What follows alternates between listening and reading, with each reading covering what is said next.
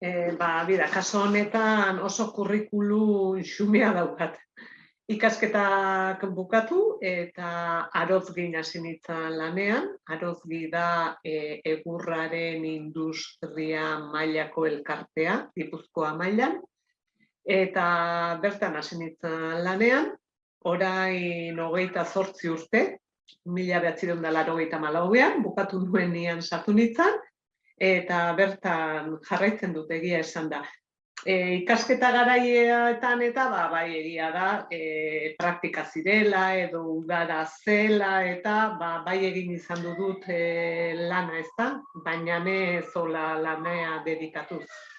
Aldiguzu kontatu gutxi gora bera zertan datza zure lana, osea, egunean zer egiten dezun, osea, noiz hartzean bulegora, zer gauzak egiten dituzu, noiz bukatzen dezuen, zeintzuk dian zuren ordutegiak, bai, ez dakit aldatu dian, hasieratik 25 urte zenitunean gaur egunea, edo...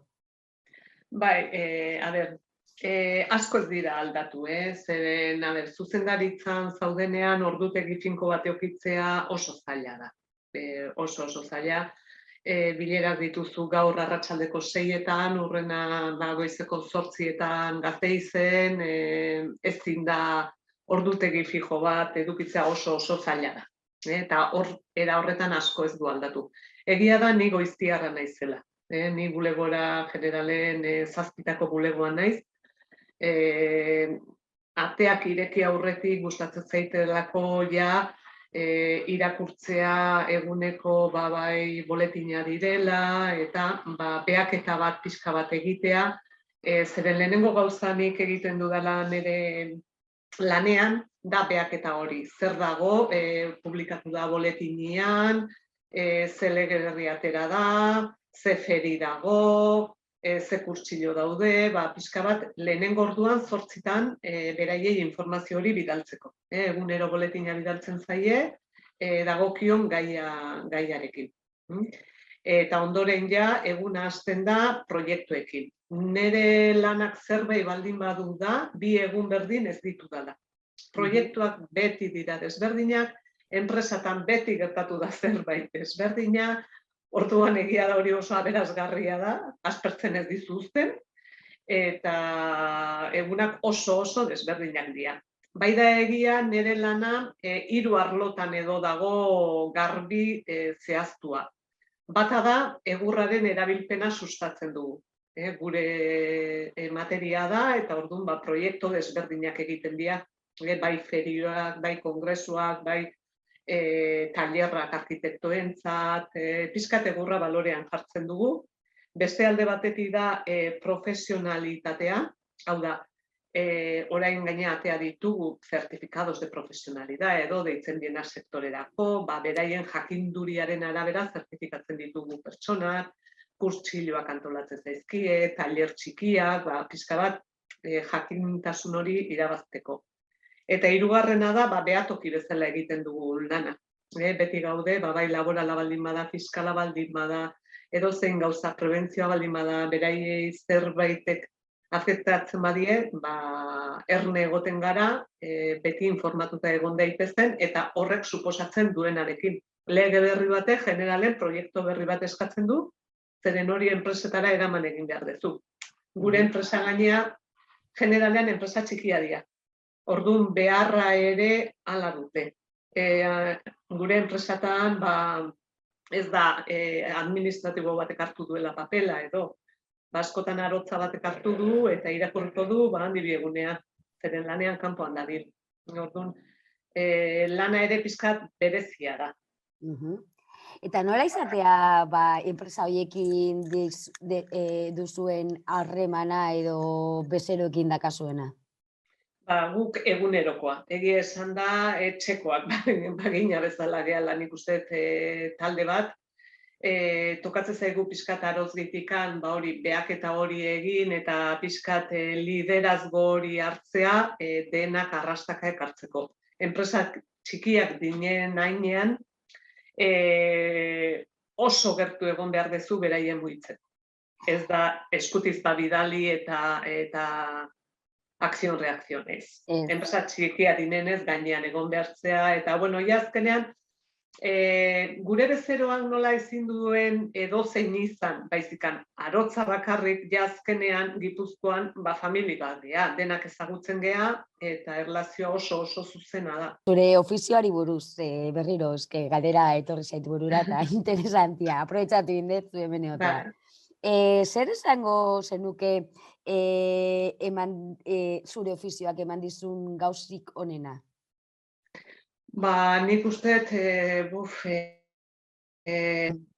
diversidade hori, ez da, netzako ni nahiko pertsona mogitua naiz, monotonian ez dakit lan batian egongo oten nintzateken, ezagututa ni. Netzat oso aberasgarria da jendearekiko, enpresekiko dakazun gertutasun hori, laguntzeko ideia hori, eta proiektuak aurrera ateratzea. Netzat hori pertsonalki da, eta denak ez diateatzen, hori ere esan behar da. Ez diranen ateatzen, ez diateatzen. Baino, bai, netzat oso aberasgarria da jendearekin egotea, eta horren beste gaien aurrean egon izana. Oain komentatu dituzu zeintzuk dian gauzo berenak, ezta? Baino ilunak ere eukiko ditu. Eta zure ogibide hontan gauza ilunak zeintzuk izango lirateke?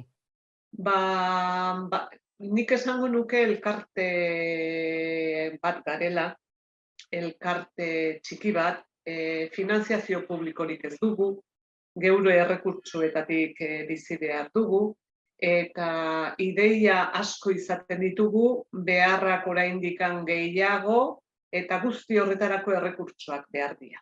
Eta orduan, errekurtso falta hori gu bezalako enpresetan, bai da arazo bat, zeren gauza bastantez gehiago egin daitezke errekurtsoak eukitzeko. Eta, hori, elkarte pribatu sin animo de lucro horrekin, inork ez du bankua joaten zarenen ere, zea elkarte bat. Eta netzako, igual parterik ilunena hori izan daiteke. Eta azken aldi honetan ere, ikusten ari garena da, enpresak ez dakite horren beste ikustote dituzten ja elkarteak. Ni lanean hasi nintzanean, denak batera egoten zian, arotz guztiak. Gaur eguneko generazioarekin ez dakite ez ote garen kolokanari jartzen elkarteen mundu hau. Bakarka gehiago joaten ote dan jendea. Sensazio hori ja, bai astentzia sentitzen. Agian etortzen dira benetan zerbait gertatu zaio eta beharra duelako, ezta? Ez voluntarioki esan duelako aizu, ni nereekin egon behar naiz, ezta? Filosofia hori pixka galtzen ari da. Agian asoziazioak ere, igual, buelta bat eman behar du, ezta? Igual izan behar du beste era batera, edo. Baina ni bi horiek azpimarratuko nituzke. Zure kasuan. Oso ondo. Komentatu deu, no? Egurral mundua aldaketak izan ditula. Zure profesioan, 25 urtekin hastu zinean eta gaur egun gora, zeintzuk izan dira somatu dituzun aldaketak edo? Batez ere informazioa, ez da. Gu lehenago ibiltzen ginean, sobreak egiten, seilua jarri, karteroa pasatzen zanean, informazioa iritsiko zitzaion, itzitzaion, batez ere orain informazioaren mugimentua. Bai gugandi beraien gana, beraien gandi gure gana, eta horrek lagundu egiten du zenbait erabaki hartzen.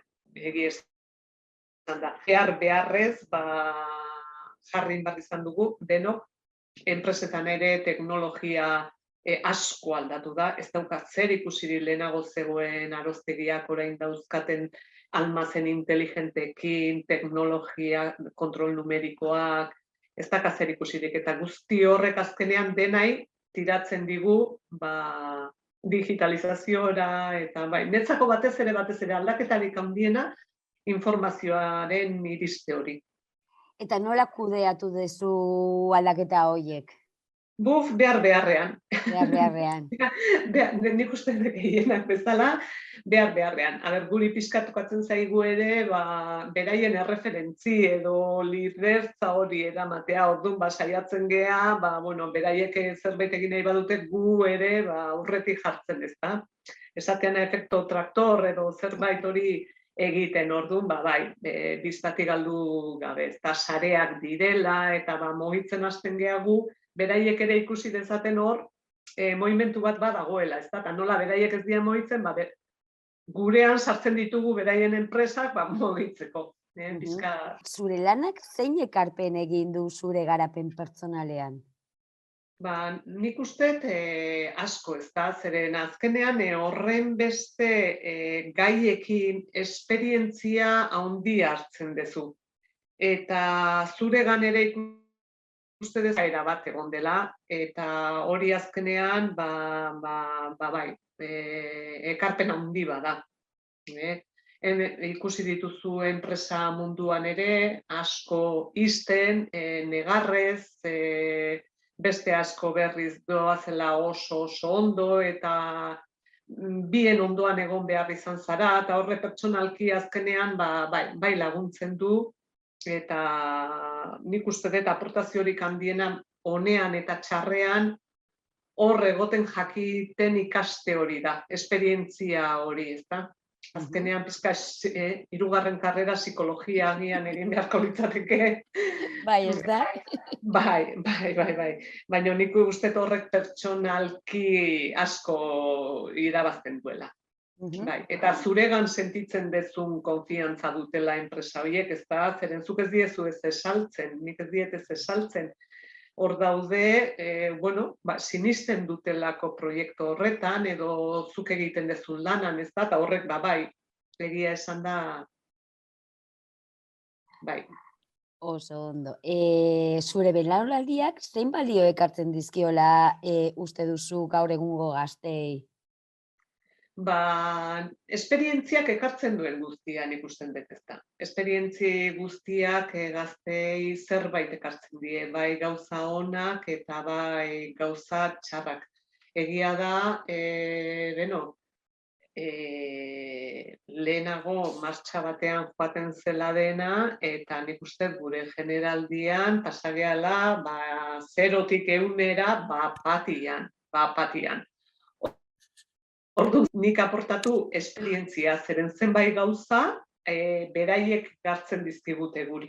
Gaztea sartzen dituzun momentuan enpresan. Zer gauz esango zenituzke ekartzen ditula gazteak? Adibidez, digitalizazio munduan, eta ez da, behar dira beste mentalitate edo beste erabatea datoz, eta hori ikusitzen da, gazte bat enpresa batean sartzen denean esatizuta, hau ez dezute horrela egiten, edo hau ez dezute, badakizu badagoela hau egiteko, edo badakizu hori dagoela, batez ere alde horretatik, asko aportatzen dute. Eguneraketan, no? Gehien bat. Vale. Gure generazioan, denen generazioan nik uste dut beti ondilera aurrerapena, baina guri precisamente harrapatu digu. Bai, nik unibertsitatea bukatu nuenean, justu ordenadoreak zeuden, ez genitun erabiltzen eguneroko, eta gaur egunean berriz, ez dakit, mobila espaldin badaukazu gainean, galduta zaude. Aliada bat eman du. Bai, izugarrizkoa. Alizan ezkero, zer esango zenioke zure nekane nerabeai? Hau dena pasata gero. Hau dena pasata gero. Pero nik uste, garrantzitsuena dela, egiten duzun gustatzea. Netzako hori da, nik behin ez naiz fijatzen zertzean. Izan dezakezu medikua, izan dezakezu igeltseroa, izan dezakezu garbitzailea. Baina egiten dezuna gustora egin. Bizi laborala oso luzea da. Eta gero eta estiratzen ari dira. Oso luzea da. Orduan, oso tristea izan behar du zure lantokira gustora ez jute hori. Niretzako garrantzitsuena da bakoitz bere aurkitzea eta bertan alduen guztia ematea. Konturatu dadila beti zerbaitetarako ari dela, norbaiten laguntzen ari dela, eta horrek eman behar diola berari pertsonari gusto bat. Gure sektorean gainera, egurrean, gure sektorea azten doan sektore bada. Jende asko behar da, empleabilidade handiko sektore bada, egurra dagokionez eta aurrera doa, eta nik uste dut guk momentu honetan lan bat dugula, elkarte bezala ere, eta da sektorearen imagina pixka bat aldatzia. Nik uste dut ez garela iristen esatea benetan zer egiten dugun. Baina gaztei batez ere gustoko tokira, jarri indarrak eta aurrera. Eta aurrera, oztopoak asko egongo dira, eta egongo dira. Baina guztera egiten baldin badezu azkenean ere, no? Osea... Zen erresiagoa da. Hori da. Zein ezaugarri pertsonal edo ezagutza dira garrantzitsuak zure lanerako? Nik uste dut jarrera behintzat baiet.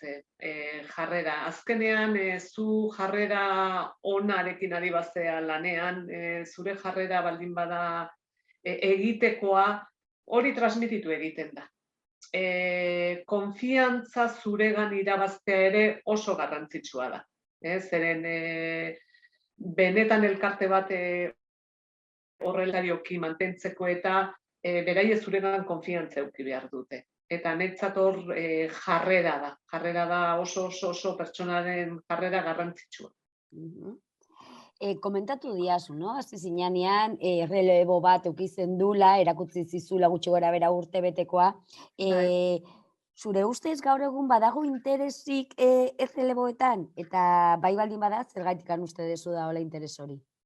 Enpresa mundutikan asko saiatzen dira, iztera doanean enpresa bat errelebo hori egiten, zeren niri behintzat izugarritako pena ematen dit, enpresa bat fakturatzen egon, eta ateak itxi behar izatea.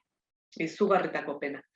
Eta, nahiko proiektu jartzen ditugu, saiatzen dira, aurrera ematen, baina nik esango nizuke lautik bat edo lortzen dugula.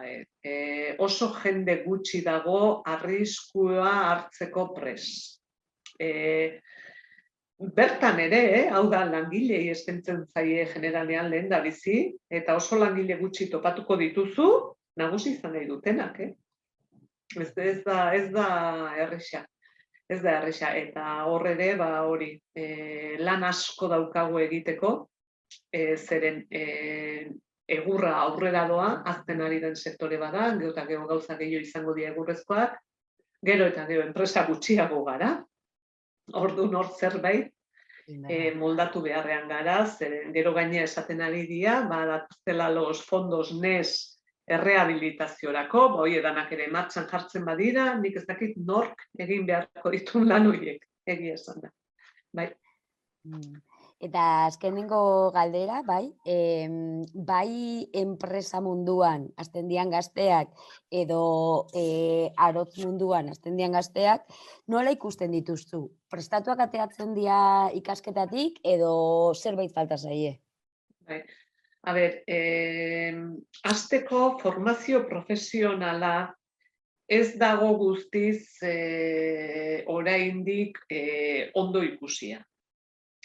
Generalian hemen jendea unibertsitatean dago. Orduan, formazio profesionaletik sartzen dira gurera, eta dagoen jendea asko dira etzekitela arotza izan edo beste zerbait izan. Gero agian, hasten dira, gustatzen zaie, eta bai, ezta. Baina hasierako efektu hori horregatik gure sektorea atraktiko gogo egin behar hori dator, pixka jendea ere etortzea, benetan izan nahi duelako. Ezagutzen du sektorea, gustatzen zaio, eta etorri behar du, ezta.